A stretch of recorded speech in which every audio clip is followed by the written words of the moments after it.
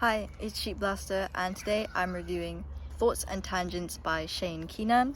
This book is very insightful about our modern day lives. This book is a philosophy book just about life in general. He talks about loads of topics like art, creation, social media, all these like really nice big topics. In a lot of areas he thinks a lot like me, so maybe that's one of the reasons why I really enjoyed it, is because I felt like this was all what I've thought before. He makes a lot of interesting points, and a lot of it made me actually ponder my own life.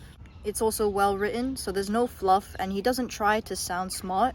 It's just the actual things he's talking about sound smart. So that's the 60 seconds. But now I'm gonna go into it a bit deeper. I've got like a bunch of notes here because I wanted to review this book very thoroughly because it was so good and it means a lot to have this book. So I'll go over a few points that I really liked about this book. One is the conflict of the two selves. So he talks about this a few times. There's a few different paragraphs talking about this, but it's basically about your adult self versus your childish self. Bro, that looks so fun. The conflict of the two selves is basically your childish self versus your adult self. The childish self just wants to eat sweets and play video games and have fun right now, doesn't care for the future, whereas our adult selves care more about the long-term consequences of that. And I think it's important to realize that it applies to all of us. Dude.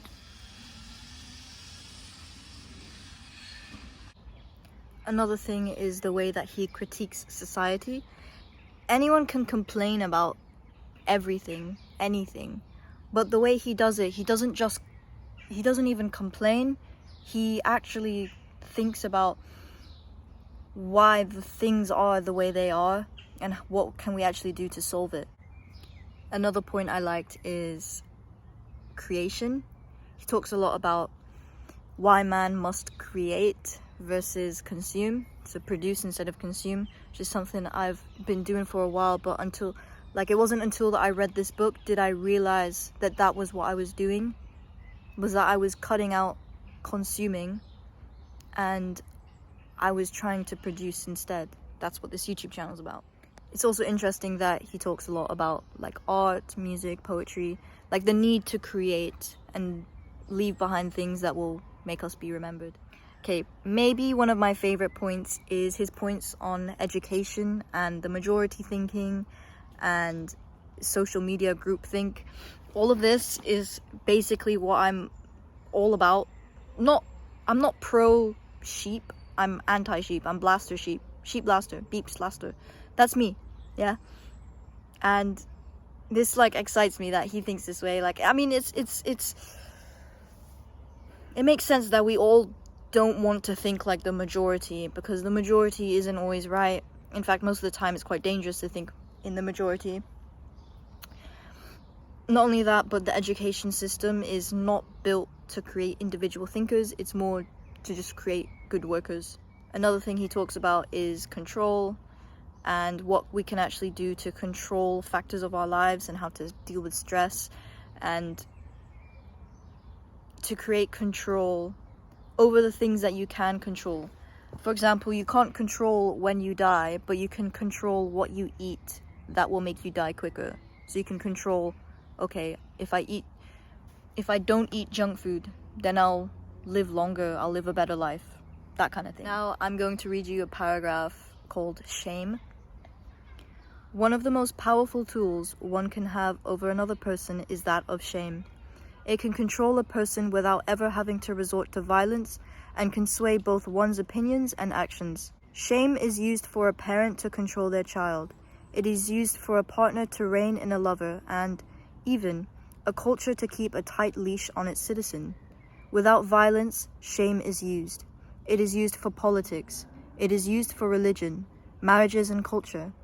It is often one of the most used forms of control another person will use upon you. You must see it for what it is. Is this person or collective doing this to help me, or is it to help themselves and their culture? What is the consequence if I follow or not? Treat shame seriously and be aware of its consequences, For in the presence of others, it'll always follow you like a shadow if you step out into the sun. Another thing I really liked is 3 questions to determine someone's worth. And not someone's worth, but their worth to you as a person. Will they attend your birthday? Will they visit you when you have a serious illness in the hospital? And will they attend your funeral? I like that part. Another thing I like that he talks about with social media is a yearning for shared experience through social media. Nowadays, there's a lot of need to share experiences with others, and this can come through TV shows or music, but these are all artificially created experiences. So it's like when you meet someone new and they ask you what your favorite TV show is, and if they've seen it, that becomes like a bonding thing. But the problem is that it doesn't matter. It's just a fucking TV show. You guys need to go out and do something together, like go climb a mountain, you know? One last thing I'm going to read to you is about community absence. The atomization of the individual has led to the death of community. Instead of children being looked after in a group of children amongst tribe members, we often expect a single parent to shoulder the burden and bear the stress alone, or put the child in a nursery to be looked after by those who don't care for the child and are only there for a paycheck. Instead of elders being respected, we toss them away into a care home where they feel the weight of worthlessness and slowly lose their minds. Alright, so that's kind of my review. Those are some of my favorite parts or kind of ideas that he has in the book. It's a really good book, honestly. Like, for his first book, like, it's amazing. And, yeah, thank you, Shane, for sending this over. But yeah, thank you for the book, and yeah, just thanks. Thanks, man. You did a great job. Peace, man.